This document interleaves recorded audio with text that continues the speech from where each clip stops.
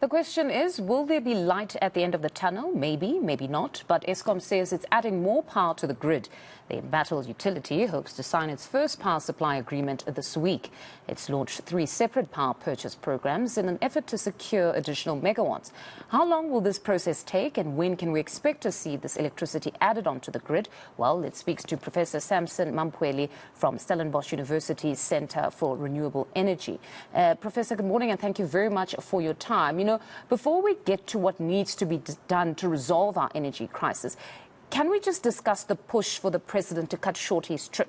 Some have found it very unnecessary, saying the call itself suggests that his presence would miraculously return units to service, while others say it's actually important that he be present and show leadership because this energy issue poses a serious threat to our economy. Where do you stand on this?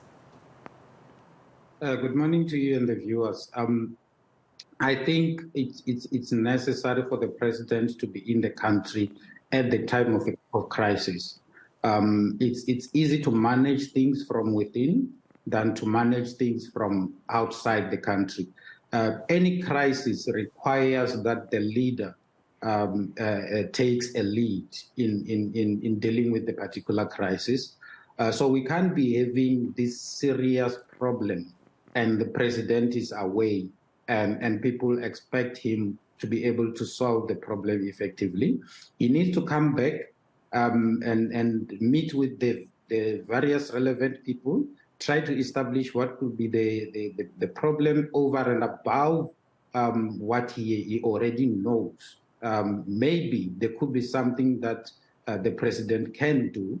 For instance, if there's a need for money to be made available on an urgent basis to solve certain issues, the president can then give that directive to National Treasury after assessing the situation internally, not remotely. So it's absolutely necessary for him to be back in the country. Okay, that settles that. Then to the problems. The problems seem to still be the very problems we've heard of. Unions have spoken about the inability to conduct quality maintenance. It's a big issue that everybody keeps talking about, that it seems the priority shifted to servicing debt, and so far as management is concerned at Eskom. What are your views on that? Well, before the president made the announcement for his new plan to solve this problem, which is a good plan in my view, Eskom has been taking between 4,000 and 5,000 megawatts offline for maintenance. And while they do that, then they are hit with breakdowns that they never expected.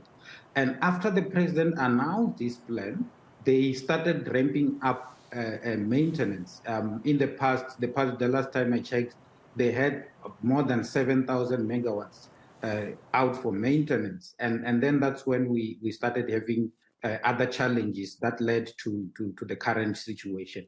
So it's a very difficult situation in my view, because the more units you take down for service, the higher the risk of load shedding, or the risk.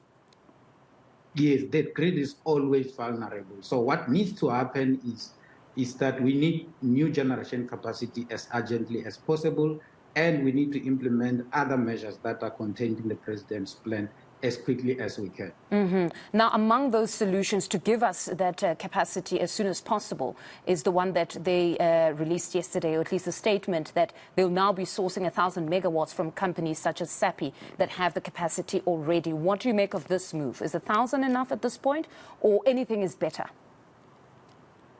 1,000 is not enough, because they lose up to 16,000 megawatts. We've got partial load losses that take away up to 4,000 megawatts.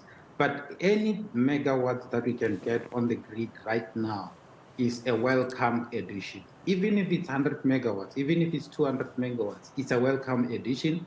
It will ease the pressure on the grid and allow Eskom to continue with regular maintenance. So for me, it's a step in the right direction. It's a drop in the ocean. More needs to be done, and it needs to be done quite urgent. So where do they go from here? Because this was well thought out. They sat, I'm sure, in a boardroom and decided that at the very least, we can only get 1,000. If you had to assess the situation, where else could they get the added capacity right now? Because it seems South Africans, when they push for the president to come back, they're expecting the president's signature on something that will yield results now. Similar to what we heard now of the 1,000, but we need more capacity. So what do you think, or where would you identify the low-hanging fruits that could resolve our issues now? So the low-hanging fruits, unfortunately, are mid-term to long-term kind of solutions. We need to build more renewable energy power plants.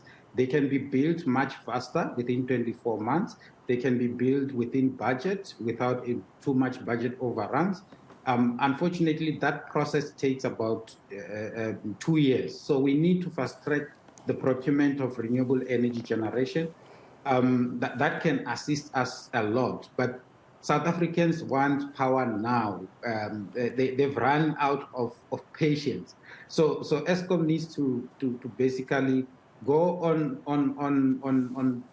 a massive kind of maintenance program, bring in the original equipment manufacturers, identify problems much faster, and deal with maintenance of the existing power plants, deal with the partial load losses, for instance, that we're getting in power stations. That will be an immediate kind of solution. And for them to do that, unfortunately, they need time and they need to take down some of the units. I would say they must be brave enough. They must tell the nation, we are going onto this massive maintenance program. The president must make available money through National Treasury. They must take down systems and basically rebuild some of the systems much within the next 2 to 3 months, while they are subjecting us to the load shedding, just to protect the integrity of the grid, basically. So that needs to happen. Things such as your battery storage, they need to bring them on board, so that when we produce more, like for instance, during the day when the sun is shining and the solar systems are producing electricity, we can store that electricity and dispatch it at a later stage. Those battery storage systems are quite expensive, which is where the president and government needs to come on board, but they can be built within 2-3 months. We can have them on the electricity grid. So it's a complex problem that needs very serious decisions, and decisions that will not make everybody happy in a short term, but it will make everybody happy in a very long term. Now, to add to these complexities, we hear that there's also a skills shortage. So you've got this elaborate plan that must be executed by those that are said to not necessarily have the requisite skills to monitor or oversee this particular important program. What do you make of that? Because it seems, well, unions will honestly dispute this and say there are requisite skills. It seems that some are saying, with the skills shortage, there's also a suggestion that there would need to be a managing of political considerations here, because this particular process that would see former employees return was a process, or their departure was initiated because of a broader program of transformation. So it cannot just happen simply where, yes, energy is important, but also the transformation project must not be neglected. What do you make of that whole debate around skills shortage and bringing in old employees? Yeah, for me, the skills need to be there. There's no two ways about it. We do have skills. We need to give credit to the current Eskom employees who have been trying to fight this the system that has been neglected for quite a long time. We need to give credit to them. We do have very good black engineers and white engineers at Eskom. We do have those, but they are not enough to be able to deal with the problem. Hence, they need, we call it a skills shortage. We're not saying there are no skills. We need to be clear about that. So what needs to happen is that the old employees who understand these systems, who have been there before, they need to come back and try and assist the ones who are there, basically adding to the skills that are already there on a temporary basis. Those people who come in there for a year, up to 2 years contracts, while we try to get new generation capacity on board.